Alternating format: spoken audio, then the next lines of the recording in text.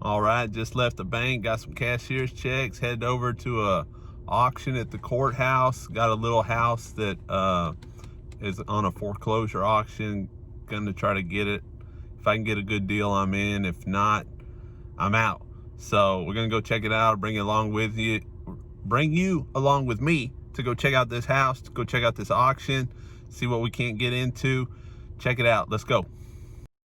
If you would, subscribe, comment, thumbs up, thumbs down. Let me know what you think about the video.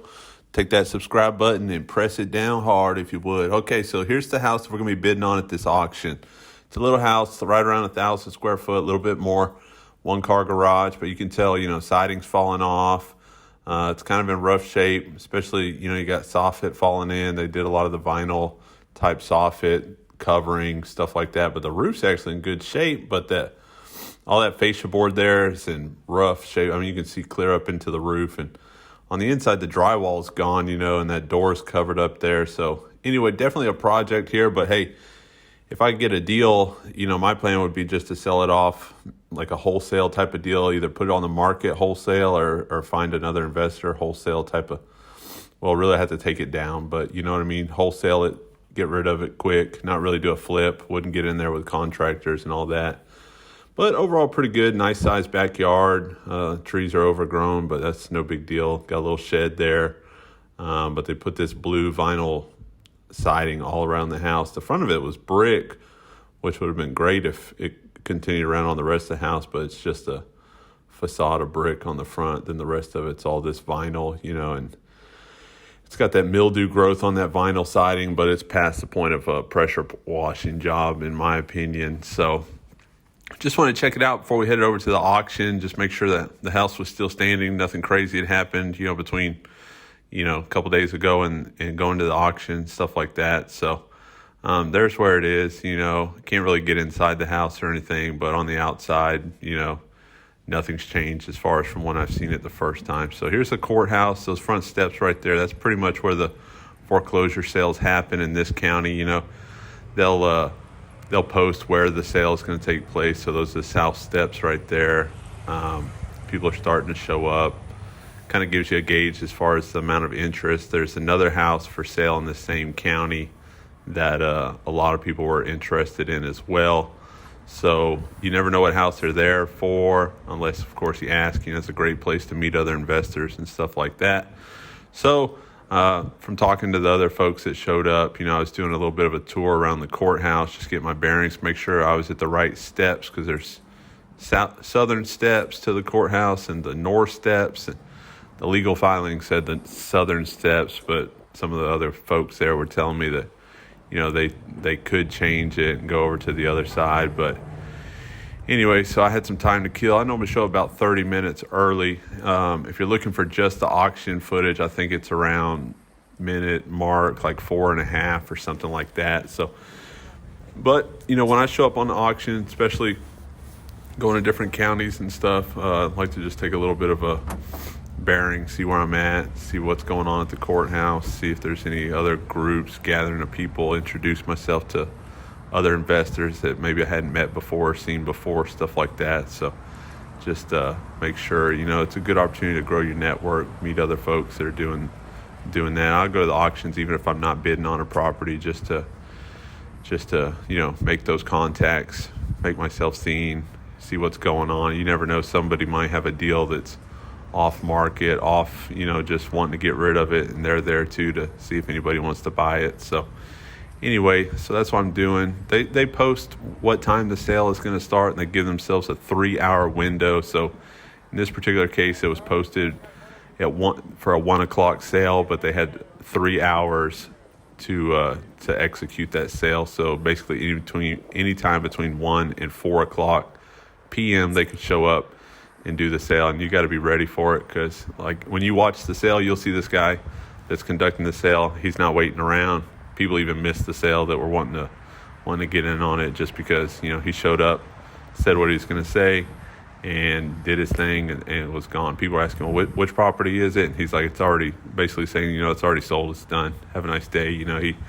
He there's no finesse to it really when when dealing with some of these people. Some are more accommodating than others. You know, you just never know who you're going to get, what you're going to get as far as the trustees and the representatives from the different law firms conducting the sales, or the trustees, substitute trustees, stuff like that. So basically I got a pretty good idea of what's going on around here at the courthouse. So then the guy shows up, and one of the guys that was there to bid says, hey, go to the other side, which is why all these investors are running in the courthouse. And there's a sheriff's deputy there that makes them all sign in. And this is basically where people get hung up. And a couple of people behind me that wanted to get in on the sale, I think, look like, this bottleneck here where folks got to sign in and get your hands sanitized and get your temperature taken and stuff like that. A couple people missed out on the sale. The guy there in the red shirt, I think, ultimately wins the auction. But check that out. So you just got to kind of know the process and the procedure, because it's different every county here in Texas anyway. And so at this one, I've never had to sign in before. And really, I don't think we did need to sign in. But the one guy that said, hey, it's at the other end, you need to go sign in, caused everybody to run over there, and really could have just walked in the door on the other side and been right there at the auction. So I don't think he meant to do it intentionally. I think he was really trying to help folks out to get registered for the auction, because I talked to him a little bit afterward, and he said that he wasn't there to bid on this particular house that went up for sale. So just a little bit of confusion and stuff there, but they ultimately get the sale done. You'll watch the auction footage. It's just a little bit of the preliminary stuff I included in the video, just so you can kind of get a feel for it if you've never been to one, or and they are all a little bit different, but basically the same. Somebody's going to show up on the courthouse steps and just start reading off a piece of paper, basically saying that they're selling such and such property, and go from there. So that's the gist of it. Check out the actual sale. You'll see it goes pretty quick. Not a whole lot of finesse to it. Nothing real smooth. Just and this coronavirus, like everything else, has got everything a little bit changed. So I've never had to sign in for a sale before, stuff like this, but they've got the courthouse on limited access. So, those are the rules. So we had to sign in here. And after I signed in, I could kind of hear the substitute trustee down there starting to talk. And I've heard enough of him to know what I was listening to, and know that he was pretty much getting his sale going. So I started to hustle down there. And when I get down there, I'll just let you listen to the video and go from there. I appreciate you guys checking out the video. If you would, subscribe, comment. Let me know what you think about this one. Just kind of want to take you out in the field with me. Check out the video. So let me know what you think. Subscribe if you want to see more. I'm doing, real estate videos, personal finance, stuff like that. So if any of that interests you, got any questions, comments, leave them down below. Appreciate you watching the video. I'll let you go down here to the sale and check out what's going on.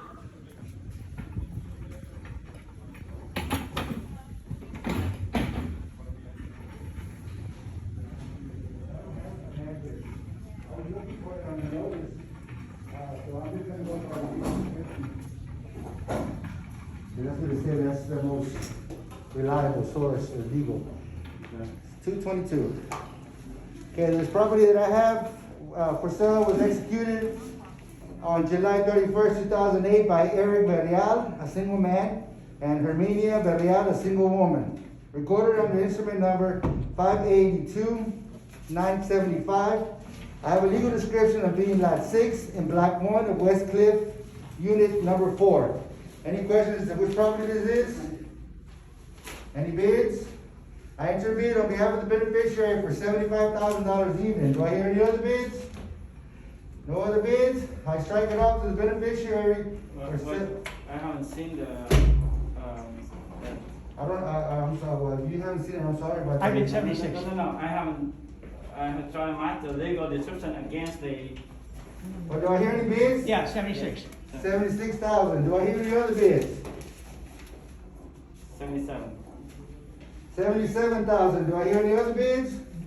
Which property is that on? The East Haven. I'm on lot 6, block 1, West Cliff, unit number 4. It's okay. Do I hear any other bids? I have 77,000. Do I hear any other bids? No other bids. I strike it out to you, sir, for 77,000. So, what do you want me to put the deed on? No, as with public, As what? As? no, as with, You have a. For 77,000.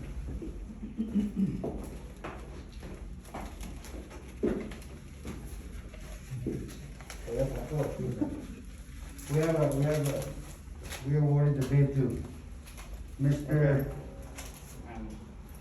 Allen Lee, okay.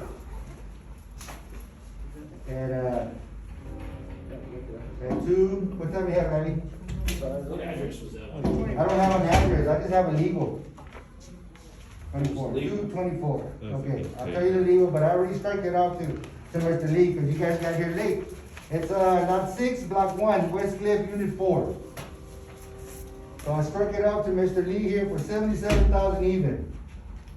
At 224. That's it, I only have one. Uh-oh, yeah, we're not good. What happened to the other one? That's it, I got pulled, that's all I had. Okay. All right. Glad I waited.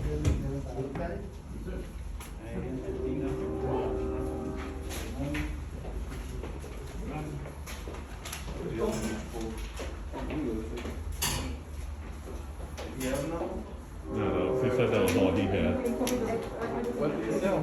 He saw that one on East Haven. Yeah, that one was all. Oh, that one. East Haven. Small one, yeah. He said the one on, by Walmart.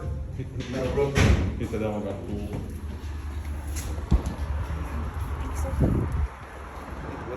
That was a COVID breeding ground right there, man. 40 people in 10 square foot.